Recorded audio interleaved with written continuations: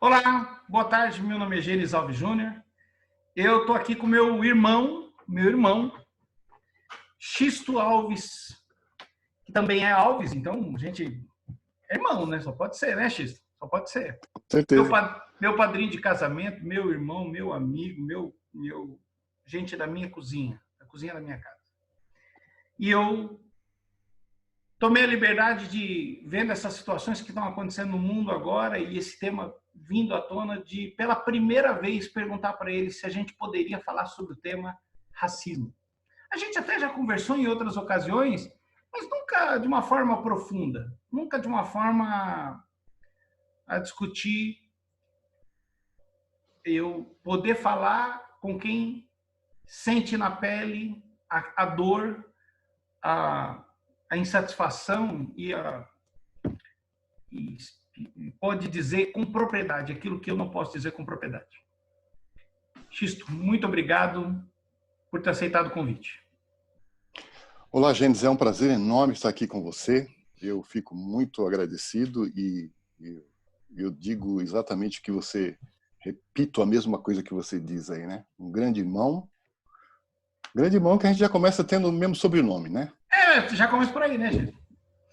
Eu me recordo quando eu apresentei você a um amigo meu na Sala São Paulo que disse que ia apresentar meu irmão, né? Aí quando, de repente, entra você na sala, ele falou, mas como assim, irmão? Então, você é meu irmão e a gente estamos aqui pronto para falar sobre esse assunto. Um assunto que as pessoas não gostam muito de falar às vezes, né? E, por exemplo, nós somos amigos há tantos anos e nunca conversamos sobre esse assunto em foco, né? Mas é o seguinte, é um assunto Quase 30 importante. anos nós somos amigos, Xisto. Já vai Quase para 30 anos. 25 anos, 26 anos. É um assunto importante, isso é fato, isso existe, né? E estamos aqui para responder as suas perguntas com a maior tranquilidade. Eu convidei o Xisto, mas eu falei para ele, Xisto, eu quero falar com você sobre esse tema por dois fatores, mas sem filtro, esquecendo, eu quero saber a realidade. E o Xisto estava me lembrando agora, tem um outro fator, ele também foi policial militar antes dele ter a função que ele tem hoje. Xisto, fala um pouquinho do que você faz hoje, para quem está nos Então, hoje, assistindo. eu fui policial militar, sim. Já sou aposentado hoje. Mas hoje eu sou gerente da Orquestra Sinfônica do Estado de São Paulo, na Sala São Paulo. E a gente gerencia lá 104 músicos, né? É uma programação diária, constante, o ano inteiro. É um trabalho muito legal, muito bacana. A gente tem um reconhecimento internacional. É uma orquestra de nível internacional. A gente tem a Sala São Paulo, que é a melhor sala de concerto hoje da América Latina. E esse é meu trabalho, que a gente faz atualmente. Quantos países você já andou no mundo, Xisto? Olha, eu não sei te falar precisamente quantos, mas já fui em vários. Já Em tem vários bastante países. passaporte, já, fala a verdade, né? Tem alguns passaportes guardados aqui em casa, carimbado. O Xisto estava contando para mim, recentemente nós nos encontramos, ele esteve na China. Em quantas cidades na China, Xisto? 5 cidades. 5 cidades. Concerto todo dia, ele gerenciando toda a orquestra. E estava falando para mim das experiências da China, que é bem, bem diferente. E ele virou para mim, olhou para mim e falou assim: cara, você tem que ir para lá. Você tem que ir para lá. É diferente de tudo que você já viu. Mas falando, importante a gente destacar, porque a gente vai falar sobre racismo, e um dos temas que hoje também pega é o racismo contra orientais também. Né? E racismo é racismo, não interessa com quem é. Né? Fazem exatamente 1 ano e 4 meses, mais ou menos. É 1 ano e 4 meses que eu estive na China. Por pouco eu não ia na China mais, né?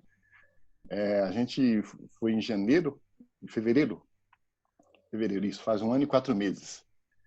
E por pouco, né? Se demorasse mais 1 ano para a gente ir para a China, a gente não iria mais. Se adiasse 1 ano, já era, não tinha mais. Ou se você tivesse ido, estava ruim de voltar, hein? Ruim de voltar, né? Ô, Xisto, fala para mim uma coisa. Na tua percepção, qual é a verdadeira dimensão do racismo no Brasil? Então, se eu te falar uma coisa, o Brasil é um país, acho que mais de 50% da população é afrodescendente ou negro mesmo, né? Se eu te falar um negócio, o Brasil, ele tem um racismo velado, né? Velado. As pessoas não gostam de falar desse tema, etc. Tal, mas ele existe. Nos Estados Unidos, o racismo nos Estados Unidos ele é muito claro. Ele é muito claro. No Brasil, não. No Brasil, ele é velado e ele tem uma dimensão muito grande, Gênesis. O que acontece? Às vezes, só no olhar de uma pessoa, você já vê nele que ele está se inferiorizando, entende?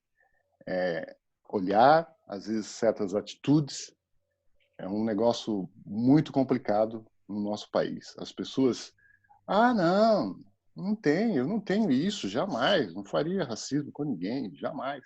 Você convidaria um negro para ir na sua casa e tomar um café? Né? Não, aí eu tenho que pensar. Um negro poderia casar com uma filha sua? Não, aí... Né? Então é uma coisa Importante até bastante... deixar claro que você é casado há quantos anos com a Tânia? A gente já vai chegar a mais de 30 anos já juntos, eu e a Tânia. E ela é bem clara. Bem claro. Para Há dizer 30 anos atrás, eu imagino a dificuldade que vocês tiveram. a dificuldade, né? Mas, É uma enfim, coisa... a dimensão, então, no Brasil, você acha que é muito mais um racismo velado e aquele que a pessoa fala que não é, mas, na verdade, acumula dentro de si essa discriminação. Perfeitamente. Exatamente isso. Para o emprego também? Também. O que acontece? As pessoas gostam... Por exemplo, eu vou te falar uma coisa muito, muito simples. Eu trabalho numa instituição muito, muito relevante, eu tenho um cargo muito legal, mas se eu tiver eu e você andando em determinados lugares lá onde eu trabalho e tiver público, tiver eu e você andando de terno e a pessoa precisar de uma informação, ela vai perguntar para mim, não vai perguntar para você. Eu já fiz esse teste onde eu trabalho.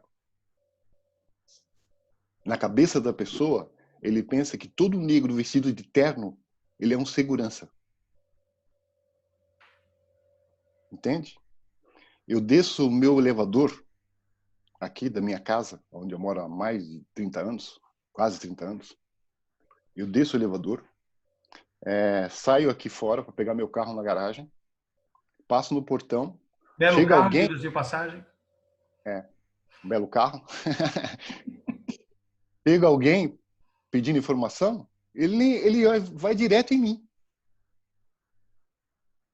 Se subentende-se que o negro está sempre numa posição inferior. Não estou aqui desmerecendo o cargo do porteiro, nem o cargo do segurança. Pelo contrário, são trabalhos dignos, né? Mas as pessoas têm esse olhar. Ele vê um negro, ele pensa que ele é... Eu estou descendo, às vezes, aqui para ir no shopping, que é bem em frente ao meu condomínio, as pessoas param carro para perguntar para mim. E tem com tantas outras pessoas andando na rua. Entendeu como tem essa coisa de racismo? Para ele, sempre um negro andando na rua, ele é uma pessoa inferior ao que ele é. Entende? E isso é perceptível no teu olhar. A pessoa não precisa falar nada. Não precisa nem falar.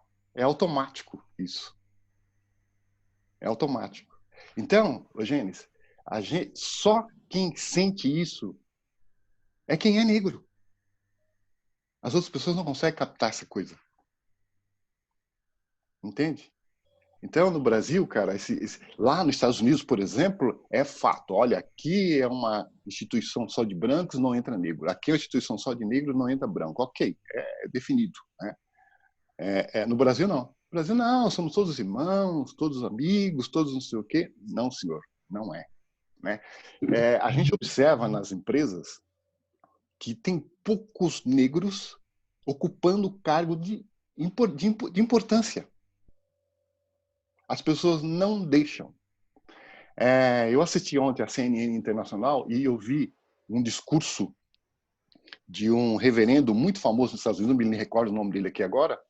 Ele dizia o seguinte, o discurso dele ontem: fazem 401 anos, 401 anos, que vocês estão com o joelho no nosso pescoço.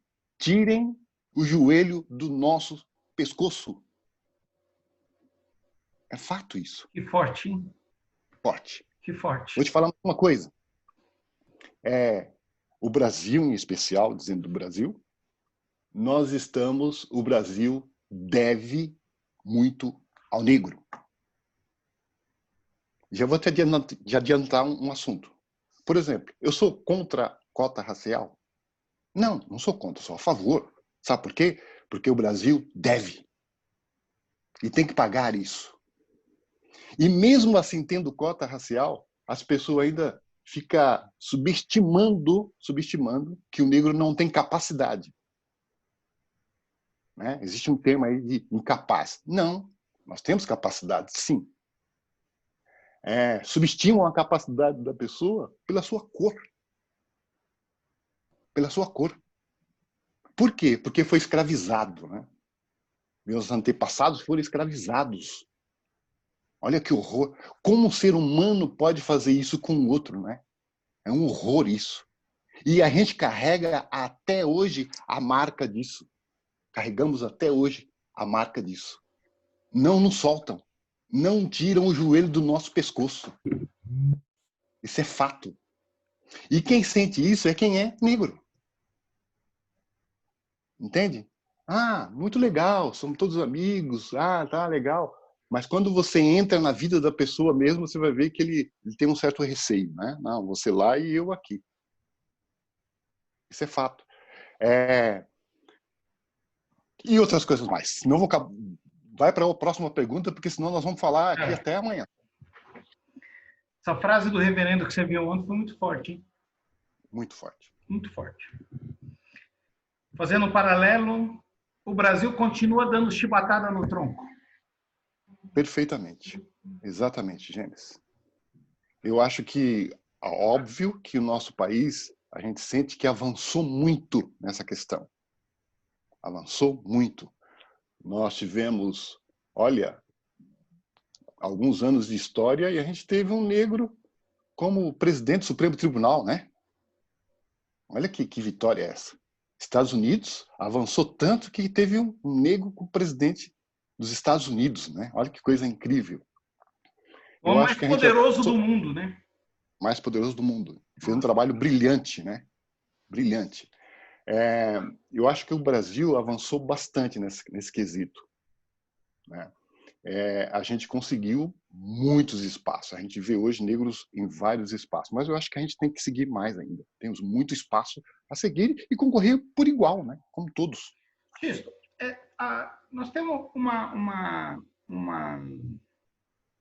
se você for ver, o Brasil foi o último país do mundo a ter a libertação dos escravos. E foi uma libertação mais ou menos, né? Viraram para o escravo um dia e falaram assim: a partir de agora você está livre. Deus te abençoe, se vira. Ele não tinha o que comer, ele não tinha o que vestir, ele não tinha onde dormir, ele não tinha nada. E dessa história acabou resultando ainda um grande problema social.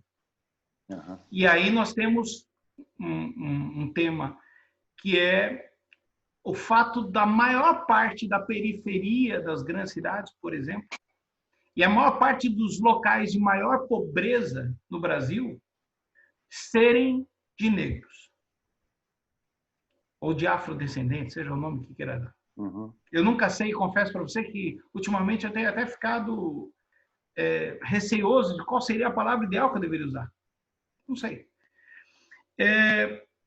Mas até que ponto a discriminação e onde que entra, vamos fazer um percentual aí, uma avaliação, de qual é a discriminação que é feita pela cor da pele, qual é a discriminação que é feita pela pobreza. Vou explicar melhor para quem está nos assistindo. Eu o discrimino porque é pobre e ele não tem oportunidade porque é pobre, ou eu discrimino porque ele é negro? Ô, Gênesis, tem as duas coisas aí, né, envolvidas.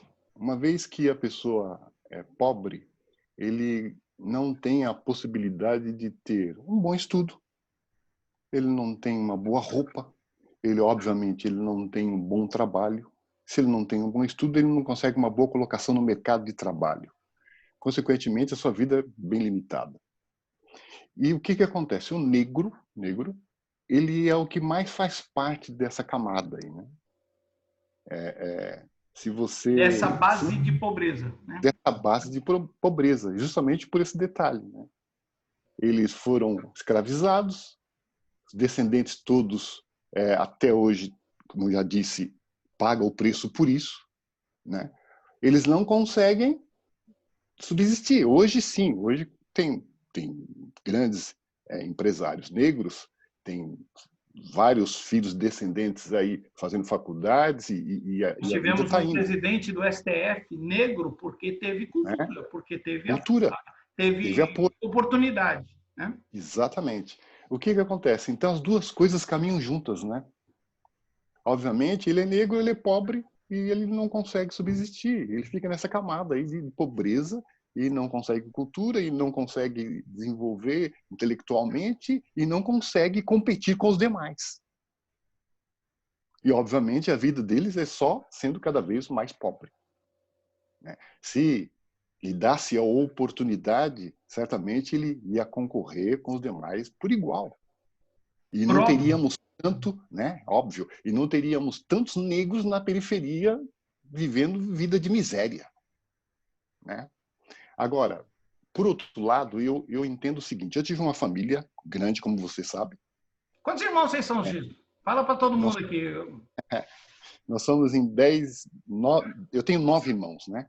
Somos em 10 no total. O que que acontece? Meus pais nos ensinaram, E é claro, só gente grande. Então, a gente os caras chegam, meu, já chegam em todo respeito, porque é uns é os bichos de caras, dois.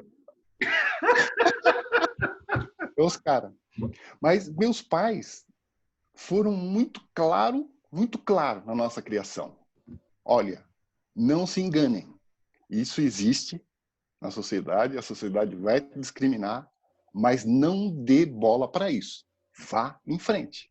Eles falavam Vá, abertamente com você. exatamente. Meus pais falavam exatamente isso para gente. Vá em frente. Não olhe para A, nem para B, nem para isso, nem para aquilo. Vá em frente. Não fique com mimimi de racismo aqui, racismo ali, que nego, vai. Pessoas estão me desprezando, outros me desprezam. Não, vá em frente nos seus objetivos. Essa criação é que me deu força, Gênesis, e que dá força para meus irmãos. Ele existe no olhar, às vezes. Você vê no olhar, mas deixa para lá, vamos em frente. Você é mais Entende? forte do que aquele olho. Você é maior que aquela pessoa que está olhando ali. Essa é a verdade. É, muito mais. Você é muito mais forte que isso. Vai em frente porque você pode. Isso é claro, claro na minha casa, entendeu? Vocês vão ter dificuldade. As pessoas brancas vão querer colocar você para trás sempre, né? Isso era tão real que eu me lembro que eu era pequenininho, né? Ainda na escola. Difícil imaginar. Você, Samuel, a galerinha, Paulo, tudo pequeno, né? Pequeno, né? É. Aí na escola, você chegava Com na 10 sala de anos, aula, com 10 anos de idade, é, você inventou 1,60 m, por aí. olha só, gente. Você chega na sala de aula, você vai sentar no fundo da sala. Por quê? Olha que coisa, né? As pessoas iam, o garoto negro está sentado no fundo da sala. Eu cheguei na sala de aula, eu não fui sentar no fundo da sala, não, sentei na primeira carteira. Você sentaria no Percebe? fundo, As pessoas já se sentem inferiorizado, né? Já vai interiorizado. para o fundo inferiorizado, porque ele é o coitadinho, fica lá quietinho, tá? Essa coisa toda. Porque eu tinha amigos negros lá, sentados, todo mundo no fundo, assim, todos os negros no fundo, eu observava isso. E eu fui sentado na primeira carteira. Não, meu lugar é aqui. Porque isso já era uma coisa que eu aprendi em casa. Você é igual a todo mundo, você não é inferior. Entende? E isso, de sentar na primeira carteira da escola, chamava a atenção dos professores. Opa, o menino senta na primeira carteira. Era um bom aluno, estudava bem, né? Tinha boas notas. Opa, aí chamava a atenção. Esses dias, eu tive a oportunidade de falar com um professor meu, que eu fui atleta do time de basquete da escola. Ah, vá, você com seu Olha, tamanhozinho pequeno. já era Eu joguei grandão? basquete com eles, viu, gente? É. Aí eu entrei em contato, achei esse professor de educação física. Que legal. Era nosso técnico. Falei com ele agora recentemente. E ele ficou tão feliz, ele falou para mim assim, ô Xisto, jamais eu vou esquecer de você. Uma pelo nome. Uma pelo nome. E outra é pela sua ousadia sempre. Você era muito ousado, né? Cara muito ousado, muito para frente, não se envergonhava de nada. Era um menino, olha, que a gente gostava demais. Todos os professores adoravam você. Jamais eu vou esquecer de você. Olha, ouvir isso de um professor depois de mais de 40 anos, 50 anos, é maravilhoso isso. Então, eu devo muito isso aqui à minha formação dentro de casa. Né? Isso é muito importante dentro de casa. O que acontece? O negro em si, ele acaba ele mesmo ficando para trás. Ele fica para Por trás. medo de ser inferiorizado pelos outros, ele mesmo já se inferioriza. Já Inferioriza. uma proteção ali. Uma proteção, fica protegido ali. Né? Então, a dimensão disso é muito grande, realmente. E essas coisas de pobreza e o fato do cara ser negro caminham juntos, né? Caminham juntos. Você foi policial militar, X. Vamos Sim. agora pelo outro lado. Quando você chegou a trabalhar na rua ou não, como soldado? Sim, trabalhei na rua. Assim. Você, quando viu uma situação lá, você enxergava ali naquela uma situação, numa ocorrência, por exemplo, algo que poderia estar sendo trazido a outra pessoa só pelo fato dela ser negra? Gênesis, Existe um direcionamento que eu estou falando, não institucional, mas assim, existe uma tendência do policial também a ver no negro o criminoso? Sim, tem sim. Eu, particularmente, nunca passei por uma questão dessa. Nunca tive, trabalhei com viatura, eu trabalhei com policiamento, né? E nunca tive uma questão dessa em loco, assim, especificamente comigo. Não, mas eu já presenciei isso. Né? Eu já tive também, várias vezes, eu andando na rua com o meu carro, que você sabe que o meu carro é muito bonito, e a polícia vai e para. Passa um monte de carro, mas o meu ele para. Entende? Olha, um negro com um carro desse aqui, ou é do patrão, ou é roubado.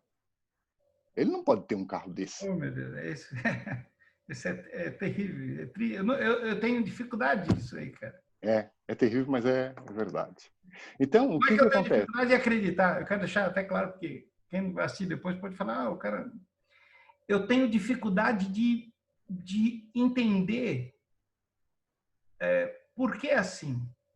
Eu não posso te explicar o que foi da criação da minha mãe que eu pessoalmente, eu nunca diferenciei. O meu melhor amigo da escola era um negão. Você ficou da minha juventude, quando eu fiquei adulto, você virou meu padrinho de casamento e eu posso dizer para todo mundo, você é, de todos os meus amigos, um dos poucos que cabe numa mão só e ainda vai sobrar dedo. Eu tenho dificuldade de ver porque eu não consigo enxergar a diferenciação. Eu não consigo. Uhum. Agora, quando você fala uma coisa assim, que a própria polícia, de certa forma, tem essa tendência de tá passando um carro aqui de todos, opa, o cara ali é negro, tá dirigindo um baita carrão igual do X, pá, põe pro lado que ou é roubado ou é do patrão dele. É uma coisa assim, isso existe. Isso é fato, isso existe. Né? Ô Gênesis, é óbvio que essa coisa, esse assunto hoje se fala muito sobre isso e essa coisa vai melhorando, né? O problema essa questão das cotas e etc, dando mais oportunidade, as pessoas falando essas coisas vão melhorando no país. Eu sinto isso. Eu sinto que está melhorando muito essa questão. Mas isso existe, é fato, e quem sente isso é o próprio negro. Xisto, a cota deveria ser por classe, para sanar um problema social ou realmente precisa para sanar um problema da pele? Eu acho que é um problema social. Questão do problema social. Ô, Gênesis, é o seguinte, é óbvio e todo mundo sabe muito bem disso que o país deve ao negro, né? Fiz uma viagem com a minha esposa, nós fomos para Paraty, e andando naquelas ruas, a Tânia falava para mim assim, olha, só de pensar que cada pedra dessa aqui fora colocada por escravo, essa construção toda, essas coisas que foram feitas, erguidas aqui, né? Estrada real, foi feita por escravo. E isso não foi feito assim por legal, numa amizade, na boa, né? Às vezes a base de chicote. Você, refletindo sobre isso tudo, você pensa assim, nossa, esse país me deve. Né? Ele subjuga hoje as pessoas pela cor, porque o seu antecedente, o seu passado foi escravizado. Eles eram inferior, tido como inferior, né? Como inferior. Não, nós não somos inferiores. Nós somos iguais. Então, o país deve isso ao negro. E por mais que faça ações sociais e etc., e alguma coisa de inclusão social, é pouco ainda. É pouco. Porque Então, ele está sempre colocado à margem. Então, a política de cota deve obedecer um critério social, mas também deve obedecer um critério de cor de pele. Exatamente, Gênesis. Concordo plenamente. Porque essa seria o jeito da melhoria da qualidade, da possibilidade do negro ter uma formação melhor. Exato.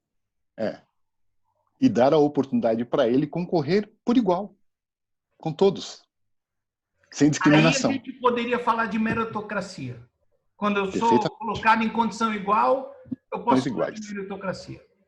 Perfeitamente. Eu assisti uma entrevista do Leandro Carnal na CNN, 15 dias atrás, ou semana passada, não sei.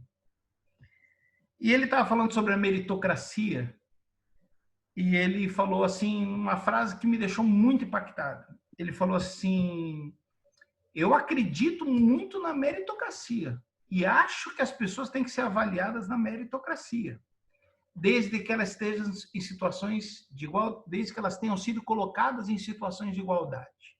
Uhum. Eu falo, nas palavras dele, para os meus alunos que estudam na Unicamp, que ali vai prevalecer e vai vencer por mérito, mas eu estou falando para quem já está no mesmo patamar.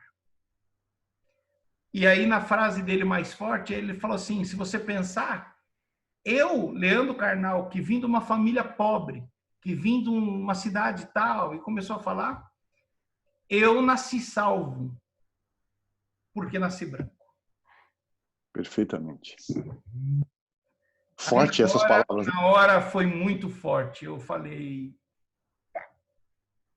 Forte. Eu nasci salvo. Eu, Gênesis, nasci salvo. É isso mesmo. A probabilidade de eu me dar bem na vida é muito maior do que aquele mesmo negro que estudou comigo na escola municipal. É isso que você está falando? Perfeitamente, Gênesis. Perfeitamente. Então, obviamente, por isso que eu sou a favor dessa questão da cota. Para que o negro tenha a possibilidade de estudar, de se aculturar, né? E concorrer por igualdade. Você falou uma coisa muito interessante da posição que o próprio negro se coloca várias vezes. E eu me lembrei de uma funcionária que eu tive muitos anos atrás, negra, porque eu nunca tive repito, eu nunca consegui imaginar eu contratar uma pessoa ou não pela cor da pele. Eu contrato na entrevista, eu contrato pelo que ela diz, eu contrato pelo conteúdo que ela oferece, eu Pelo contrato pela currículo. capacidade que ela tem de performar, na verdade, né? Só Perfeito. pelo fato dela ser branca ou ser negra, ser japonês, ser... Eu também não entendo por que, que os orientais são chamados de amarelo, porque também eles não são amarelos, né? Mas, enfim, eu não, a minha preocupação é a capacidade da performance, de produzir resultado daquilo que se espera dela. Em determinado momento, numa reunião muito tensa, ela falou assim: você está falando isso para mim por quê? Porque eu sou negra? Ah, eu fiquei bravo. Porque, na verdade, a posição do racismo, ela se colocou numa posição de racismo. E o que eu estava irritado naquela reunião tensa era pela performance de uma pessoa que poderia ser branca, japonesa, amarela, vermelha, mas que naquele momento tinha que ser advertida duramente. E ela quis colocar uma situação do racismo, quando naquele momento eu não estava patavinas com isso aí. Nunca fui, nunca me importei com isso. E eu fiquei muito impactado porque naquele momento eu tive que repreendê-la duramente daí. Porque eu falei assim, opa, não. Não veio querer colocar essa questão aqui, porque essa questão não é relevante para mim. Ah, então você não encara a questão racial como relevante na sua vida? Eu falei, não. Você está piorando a história. Eu te contratei pelo que você tem a oferecer, que você não está oferecendo. Eu não estou preocupado se o teu cabelo é liso ou não. Né?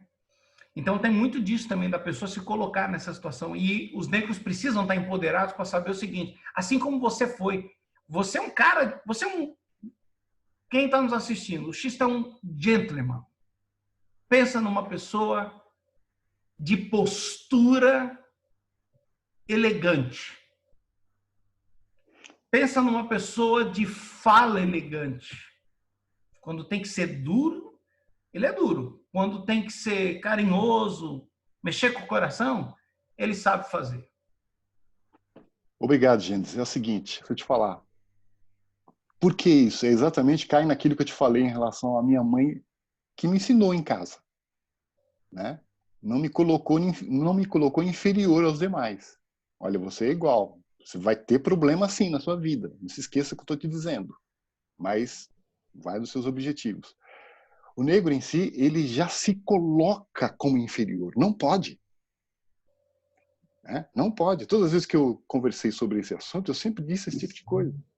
Se você Não estivesse pode. falando com uma plateia de negros agora, a primeira questão que você ia falar é o seguinte: não se coloca como inferior. Não se coloque como inferior.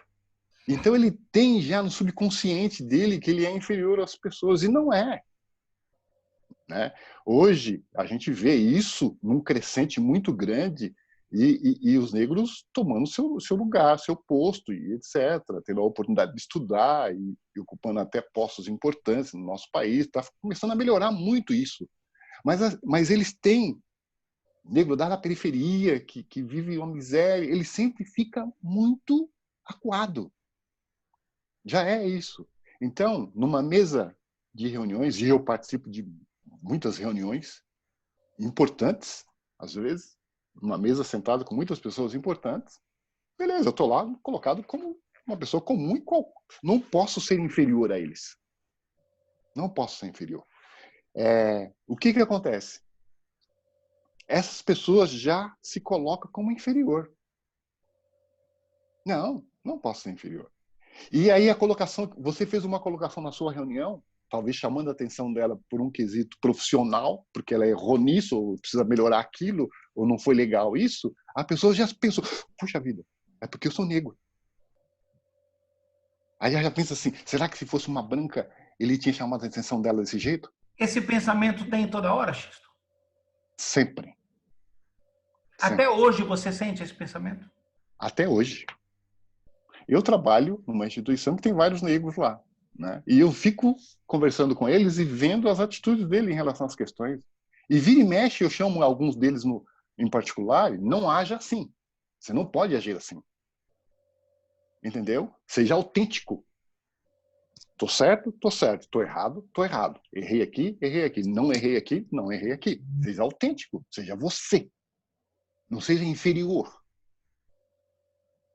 Entende? Então, o que acontece? Tem esse problema psicológico também aqui, já vindo lá da avó, do vô, da mãe, Que só o tempo sabe? vai conseguir apagar. Ao tempo que vai. Hoje em dia, você vê aí hoje o pessoal negro mais novos, diferente, uma cabeça diferente, há uma discussão enorme em relação ao racismo, principalmente agora, né? Esse problema que aconteceu nos Estados Unidos, um horror aquilo que aconteceu, um horror. Como é que pode um elemento ser preso? Ok, ele estava preso, já algemado. O cara derruba ele, ele poderia estar reclamando, falando um monte de coisa, mas não estava agredindo o policial, não estava fazendo absolutamente Ele já nada. estava dominado. Já estava dominado, era só colocar o cara dentro da viatura e tomar as devidas providências, né? Não, o cara derruba o cara no chão e não sossega com aquilo e coloca o joelho no pescoço do cara, afogando ele. E os outros dois companheiros que tá vendo lá, que tá vendo a reação das pessoas ao lado, o público presente, falando, não, não pode, olha aí, que é aquilo? O cara tirando as pessoas e não vai falar para um amigo lá, oh, tira o joelho do pescoço do rapaz. Absurdo. O que gera isso, gente? Gera uma comoção mundial. Xisto, quais são... Está acabando nosso tempo, daqui a pouco vai derrubar aqui. Para finalizar, quais são os passos para o Brasil, ainda que lentos, mas qual é o direcionamento que o Brasil tem que ter para se ver livre do racismo? E aí eu quero fazer uma observação só o seguinte. Eu tenho que lembrar sempre quem é racista, que eu tenho que fazer força para entender isso, que se eu permito o racismo para um negro, eu vou permitir amanhã para um sul-coreano, depois eu vou permitir para um indiano que é negro. Quem já viu um indiano, né, Xisto? Indiano, ele é um misto de... Porque a pele é negra, mas ele tem o estereótipo de um branco, né? Exatamente. Quem permite o racismo de um negro permitirá por um chinês, que não deve ter. A culpa do mundo não é chinesa. Quero lembrar que os chineses, nos últimos 500 anos, não são o Império Mundial. Nos outros 4.500 anos, eles são o Império do Mundo. Né? Nos últimos 500, não, desculpa, nos últimos 2.000 anos,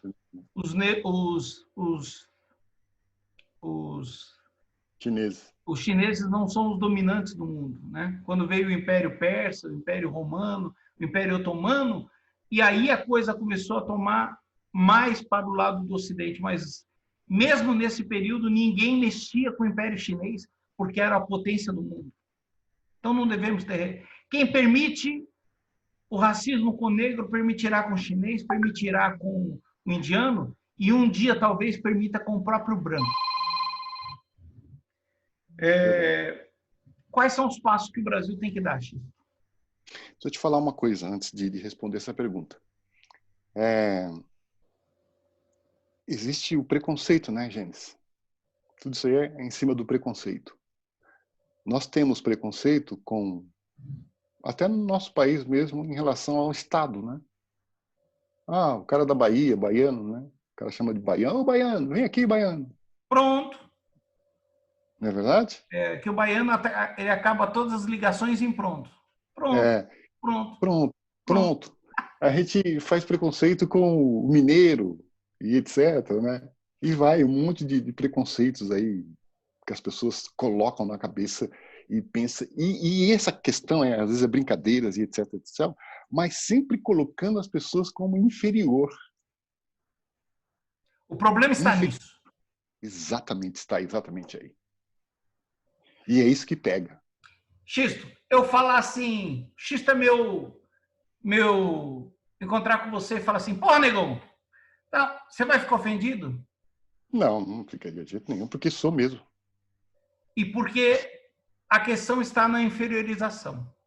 Inferiorização, exatamente. Agora, se eu falar para um negro, você é negro, eu posso estar falando a mesma frase, mas do jeito que eu falar, eu posso estar mostrando respeito ou posso estar querendo inferiorizar.